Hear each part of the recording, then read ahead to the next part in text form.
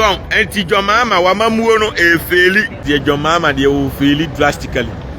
Okudzeto Ablakwa nso wanim se apotoyo wa kra yakwa ho. Uti se kra yakwa ho Okudzeto Ablakwa ko Jimmy appointee bi obefro private jet akoblo esika bi obe resign. On se untimi resign ne abrewa na abrewa poso no. Enda yeto abama no nko launch private jet ebesa ne ho yade wa abrochire. And NDC for na ma Jimmy Mmoa moya na mu defend Mmoa the way say Ibrahim Mahama and sponsor no propaganda taxpayers money opa onfantoa esi wo modua. Abusa Twene Jonas video obusa question. O tremu se Okudzeto Ablakwa obe resign that bay concerning private jet general kokwa ma edeba Ghana free UK no. Obusa Ablakwa say obe resign that bay. Abusia Twene Jonas abe fire. Wa fire Ibrahim Mahama on say eba ye no. Ye claim say Ibrahim Mahama and a private jet na edi Mamaha free UK buy and on a far home cost. Enjoy there one half home cost. It's Mahama anymore Ghana and Ghana sika and your taxpayers money. Junior yes munya sankwasi asemneka politics we ye catch keji ye nyankura munya sankwasi asemneka na fireman party bi so Mamaha so aha Penyah block media mesro say any dey over like video na that room or subscribers to click the notification icon for latest update na be chere wa adwon dey ama me e wo comment section so baso a wa she video mo for so enya bi ahwe it one for free hanum on so be kan say mu enchi be na be mu say lecturer bi ayira lecturer no oyira aye no after 3-4 days and go say student bi and say wo kuno asanya okoduro esie lecturer no e wo no ni fie wo ku lecturer na say esie no ni fie okoduro as adu ebe twifa social media maintenance ebe di social media gina eboso sadu no Junior say tirom say yemfa so bo no Mamaha ene IGP bi say abra boko for start say omukunkum nipa IGP call ya tuo no IGP entima anya hwe mama entima anya hwe am yankopu omu wa anya hwe ntene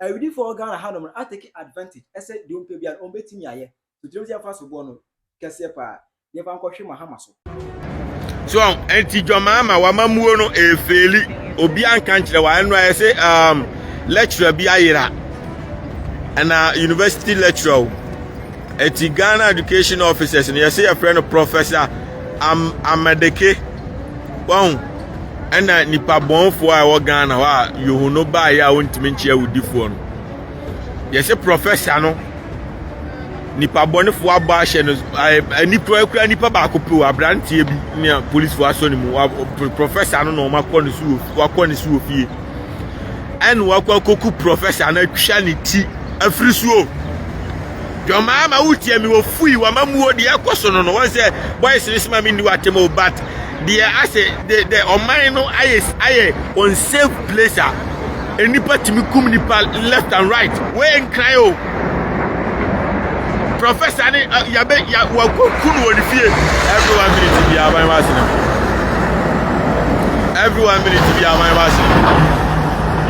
and what you chat professor no and what you chat in peace no de na kwa kwhye den o de na kwhye efie na chi no atutu amra no wasie no nti yes school mu na professor yehu no so eti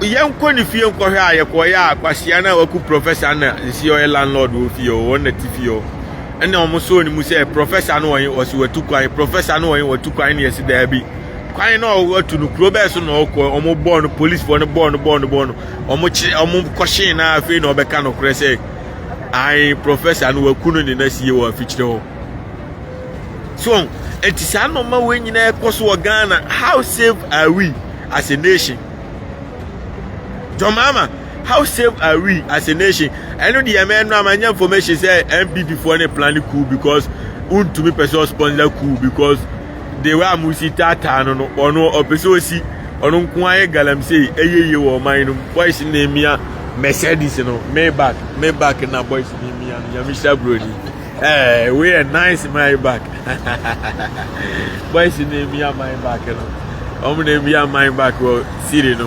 Of course, you know where we are. We are in the greatest city of all time, New York City, baby. Eti, we are burger and I say if you are Ghana now, Quakushim, now Kwana, Oko, now Quakoda. Make sure say, Obem invite on Namfu and Abushi and Phobia Mama Betina Fio until say Obeba Bruchi. Now, Quakushe Fio, the Abani say, Ombetin Abatuasha, so no Mabuku. Let's say, I send one in the park, one to meet you, Chan Kun, a Yamun Sun, I mean, so the choir ritual so say, and a police who was on the moon, Maso, the Mukra, any Panwakuna. So, 81 on mining, yes, say, I'm weighing now. Obviously, MPP NDC, the value is the same, but I just said $1 now at 2 force in your team, action in the were very, very intelligent than Baumianic in Fuata, when Mians and Cheomo. But other than that, the John Mama, they will feel it drastically. Ato forcing is really forcing. Ato is doing marvelous job. But John Mama, no, on you, the safety of Ghanaians, no, when he feel it, so bit me then when you could dress and make go before Queen Kukuno. A name a bit Ghana, San no more in any Ghana where your mama Mamu in Amasano Manaba. So what I say, your mama set up everyone to be a now back here, someone who's at Ablakwa, medical program said, all position or Casa said, Mahama Memu appointee be F-Flight private jetter or better resign. Say NDC banner nipa would dear ni mono coffee fasa private jet TBA. Now who are Benuma you resign? I'll resign. Because what may resign? What may resign? Why shall I stay there? May resign because the mayor is on principle and yet personal. And yes, I may time President Akufo-Addo and as I mean President Kudebi. It's the principle. It's about protecting the public purse. Hey, Sabra, now your education minister now. What that Olem Chris more resign. Oh, may resign. I mean, my head, my resigning and free appointments committee of parliament. And the appointment committee, no, say I need to allowance and more kwana mojeje. And I be what baby a minimum. Appointments committee, which is a committee. Emma, interestingly, General Bukwajma, Ayara, in UK Airba. A private jet, nothing about Ghana. It's not for like I said, or may resign based on one the West, or may resign. Emma Brown because or resign, it will be a loss for Ghana. Meaning, maybe or protected public purse. Or there's no position here. Kufuor is not protecting public purse. Public purse. Mr. Public purse. Ebia now, also resign. Ghana public purse, no. Others say, you see, it's all protected public purse or resign. Enye na sa sense we ana say obeka so enu achi no ana pop up say oh sir private jet cry buy kran Ibrahim Mahama ana fa ho cost just all of a sudden me maintain am ase Mahama first term no Ibrahim Mahama wo Ghana ya ntini dini say okay Mahama ye bibi won afa ho cost ya ntini bi sa all of a sudden Mahama second term we ade bia be sensitive bia no yes when one want to take it cost Mahama didn't fly private jet. Yes, I will never him and a far home cost. Just say, I dear be a bay, Biana say, a criticism got clever, but I know what in kind Ibrahim Mahama being able to survey board or on a take it on a far home cost. No more silence will be at. Don't just address Uncle Assembly, Sabe, you did take me, and Yans and 4 Marimo. You did Uncle Assembly, educate me, anybody will be entities come up and find she will be a mayor Fragadam and Tregana for Serbia and Yanquasiafo. Okudzeto Ablakwa nso wanim se apotoyo wa kra yakwa ho uti se kra yakwa ho Okudzeto Ablakwa ko Agyimifuo Mmoa ye campaign ye ba ye be fa Ghana fo adwuma ye be bia adwuma ufi wo se appointee bi obefro private jet akoblo esika bia obe resign on se untimi resign ne abrewa no mabrewa na abrewa poso no esi Akufo-Addo adwuma no na eye time ayen to abama no na ofro economy and aye to abama no nko launch private jet ebesa ne ho yade wa abrochire obae hotel awdem $10,000 per hour and o blow yesika nti maame no nko akose be $20 million abrewa ne je na asia basa wa abrewa poso e bibiye O me boy a car, we na say o boy a car. Yo, glass and heavy. Shout out to taxi drivers in New York City, baby. Of course, you know what it is. The truth will always defeat lies, and nobody's better at this than me. And I NDC for now, my Jimmy and Moana mu defend Moa the way say, Ibrahim Mahama. And a sponsor no intimamina for who cool line wabaya day. Wabaya interview, every 1 minute to be Ebeda Ibrahim Mahama say propaganda a taxpayers money or pound fan toa esu omodia say me kwasa me won yade plane ahead private jet ya me dware wom e owiem private jet empower private jet enye jene for any makofu ne Ghana for no mo kire mo no omo taxpayers money na ye Ibrahim Mahama esika na di twa plane jet on fan toa modia na ye ntro masa ntro taxpayers money and Mama Bruana Kojale will claim NDC for more film Kwasiafo. You are not different from MPP. And more when you first and last Abruano Obewu Amunya no Samu Hunyan for $50 million I'm spending and to turn machines, Papa.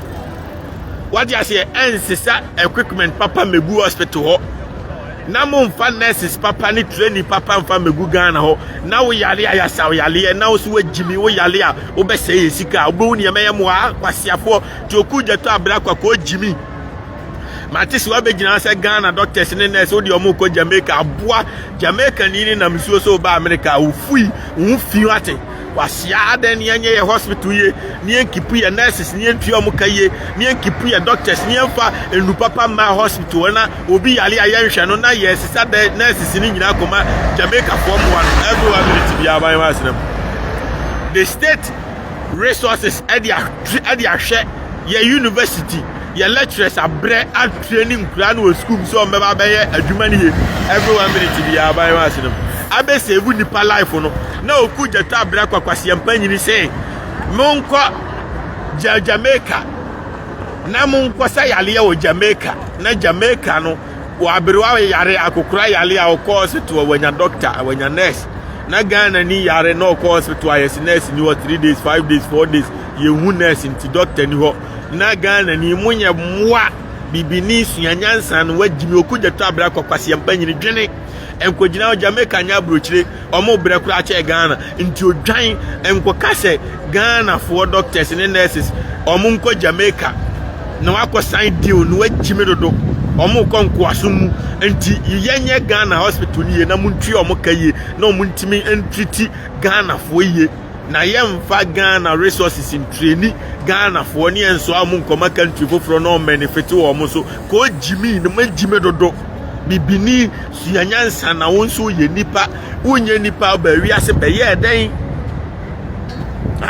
NDC for ma jimi too much and MPP for plan is omeba be ebetuma ama ban su anya na me ma mo woni untumi no wo ye kronfo o say ye nsuo untumi no o say ye nsuo deserve si ye che no untumi no o say ye nsuo ni selfish no dey akosi I Palace everyone will be my master or the Sikana Kwesi Palace any hostel no nko adam na or say asante fonsuo enti o deserve see a chenu enti MPP ni also hwabo wanim no wonti ase a be kan kwase asem ne hwe o deserve see a chenu na we no enkoma dwoma ama ne say wo chi wontumi akwachicha aman kutu NDC for no mo so say suo no wo meka say obechi MPP ni o say suo na wonya NDC ni a o say suo ho da bi wo chi obi a equal yes yes yeah I'm doing good. How are you doing?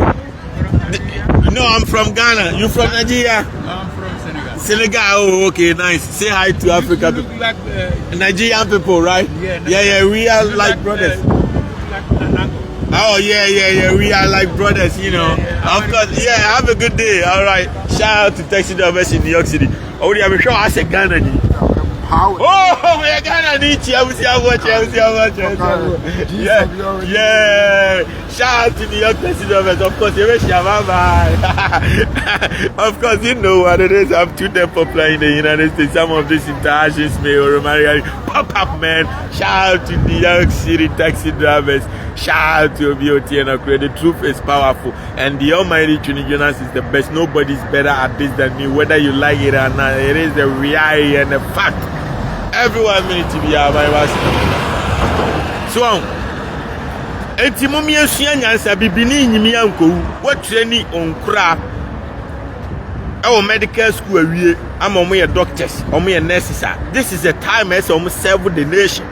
Enya time a mesese omo akoma country foforo no omo benefit Okudzeto Ablakwa wajimi we sa obi anim so ya boa enti this is a time a obeka say incentive say ye dey ma doctors say be ya umbetini omo no ma hwe Ghana fo ye anobeto anwumre Ghana kwan nyina tutu accident sia desi nipa enya accident ye koduru hospital a doctor ni ho nurse ni ho oda ho say amoja pram na anu awu enti say no mani nyina no when we have more nurses, more doctors in the country, it's going to benefit Ghana. No ma save more lives than say me so am de o ma command Jamaica for Mmoa no.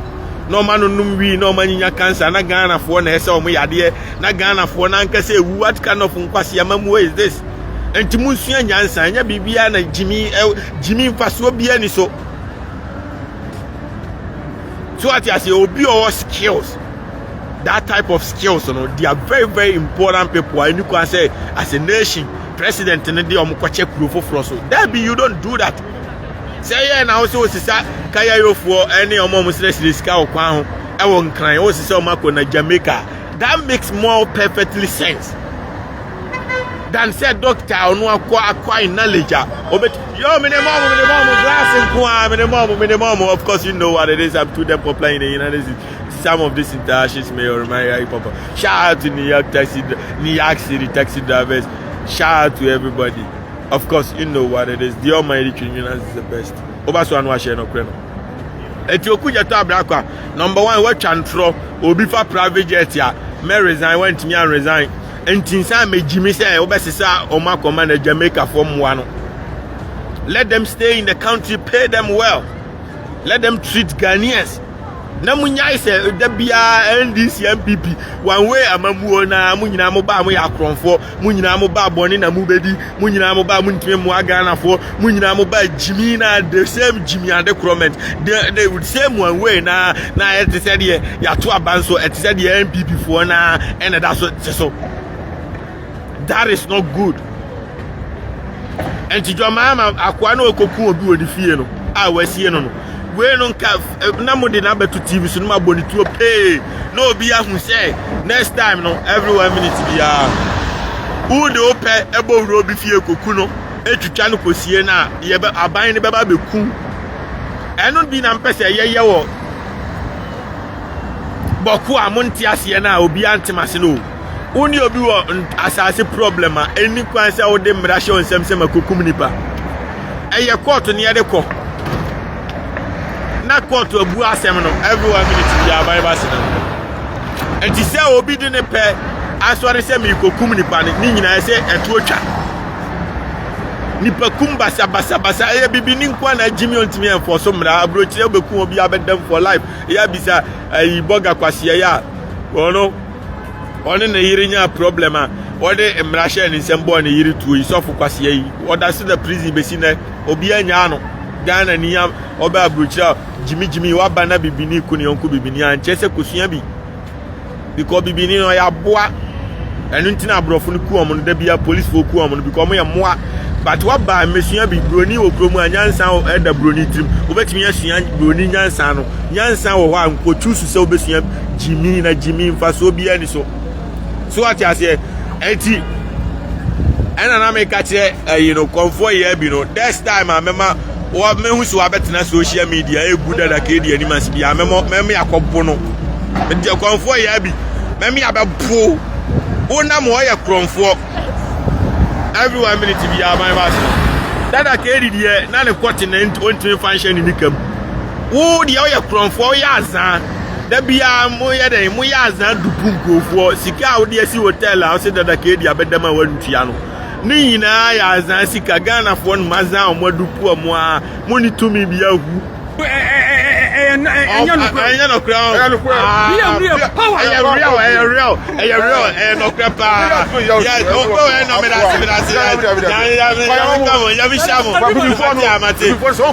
yes they won't be alert. Yeah, me guso me that's my number. My number okay, mame mobo o de no ana me flash o. Cause any me trim. Okay, bo de no go say bogu so me o ka o camera wan hia na nkofo afre wa ha. Why I say on be fro ye boga se ne kakra mame. So ti o de flash ana about okay. Yo mate anti o ya afre me nyam nkom why. Yo yeah mate bye bye. Of course you know what it is. We are in the greatest city of all time, New York City. Hey John, am I baby o tu I what you all like you. Obi apewasem your mama obi apewasem ontina me pese obe nkwasi ade no omusi omunya ndisi po but they love you because Akufo-Addo ankasa wama ai Akufo-Addo na ni jimi na no odi nti ama sisi adwo mama bae no ama Akufo-Addo alukuti sa samre man won altina unya post ayi ade pa o 4 months miracle jo mama eyi otimi e mala abruche dwana kono mo de enipa akoto aba ama you choose leader da.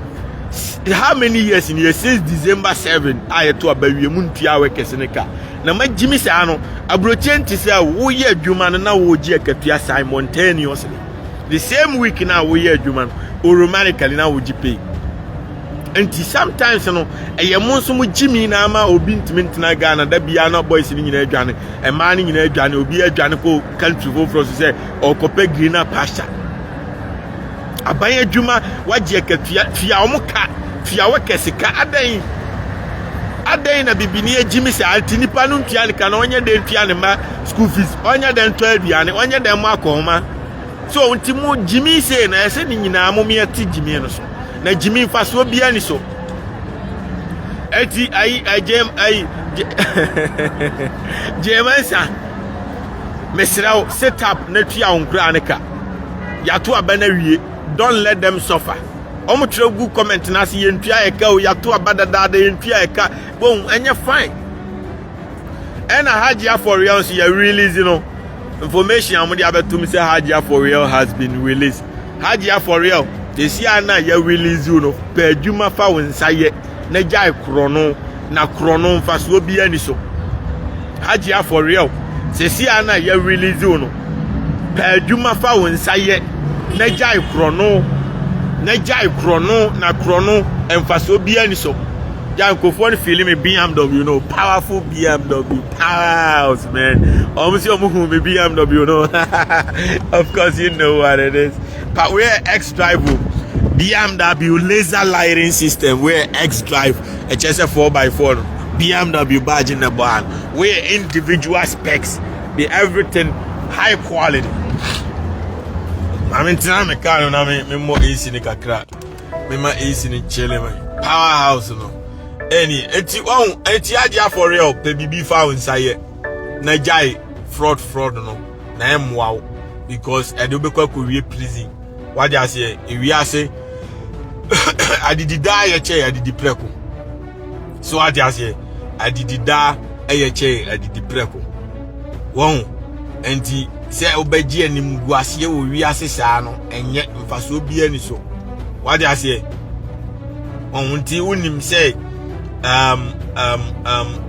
aboni a wudi no wudi di obi no so obi di wa enye ode obi say o chele o ye me chele o I'm enjoying being rich mas abro chile ma megimi ha o enu nti na me ka chile komfo ye bia onti ase no Ghana for na omudi ka ba abro chile nyina etwesem ena di omudanfo ntina mechele amubre no omunya esika no ombetimi ni akotofie ombetimi ni akoye investment ombetimi ni bibia omde kofa oba Afrigana ba ti se de kwakumanu ekofa oba ne yire onene ti se betina bruchiri nafa menkurai ebeko school abruchiri me mai na ye mai odachi ye mai eno kofa obaba ya Pakistan ni bi na befa Twene a wodi so a wonti saa na bogafo ndodo na aye wom kofa obaba na oba na beja omo na sikashi connection man umfa oba na mewira krom anu aboka be $50,000 na ahye no asan kofa oba foforo no no so de adwuma bedi no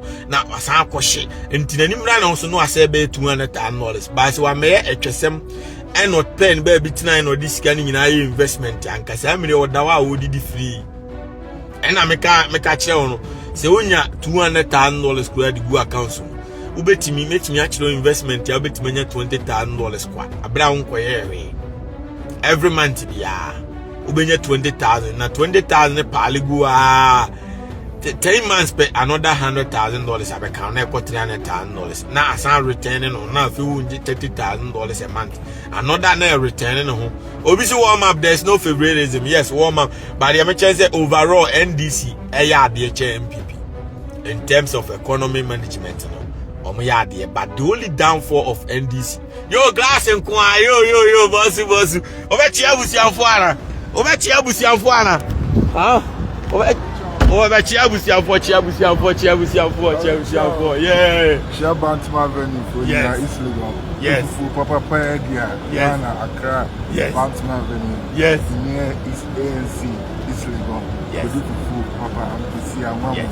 System ni ya juma me wa 24/7 of course you share of course yeah only or marketing or platform this of course you know what it is I mean nanti city num kakra of course you know what it is we are in the crazy about that of course in New York City baby so I'm empty I must sit bed before the police for me take it and say mama me take it be $5,000 I'm say who speed you don't see be ma take it you am wow you be ma take it am wow enya me the BMW monti or American the speed come by itself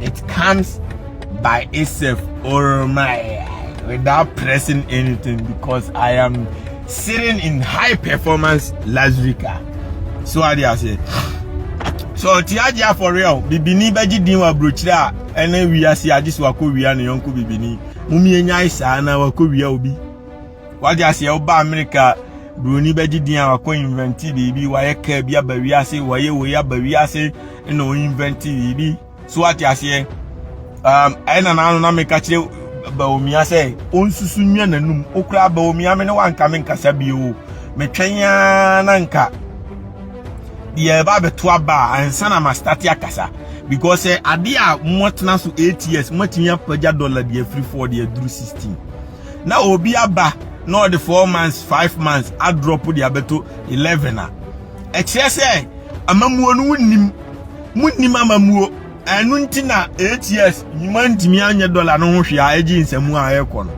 nti yedi because dansia na wo ban free so enti dia obeka bia obi anim se wo kan kwasiasem enti nka be 2-3 years a NDC for start frop no so mo yen kwasiade a na afi no wa start abekasa na afi no ohun aya akono kakra dan samre na ohun ahin no emekasa so ahun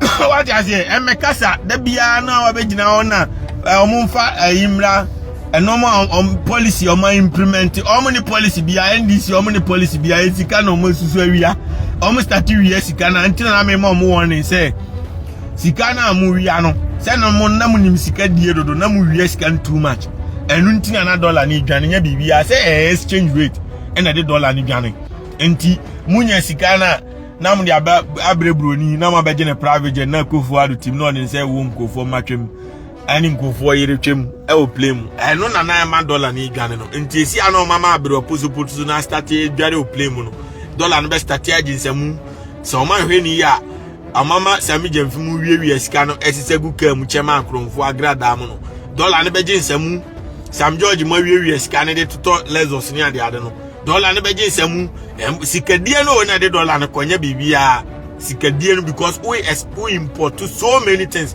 from abroad and now pian dollar no come broni too much na ma currency no a reduce strength so anti anya policy bi yahu eye sikadie no Ghana is rich. We have all the resources. And the leaders that is it. We're gonna be good regardless.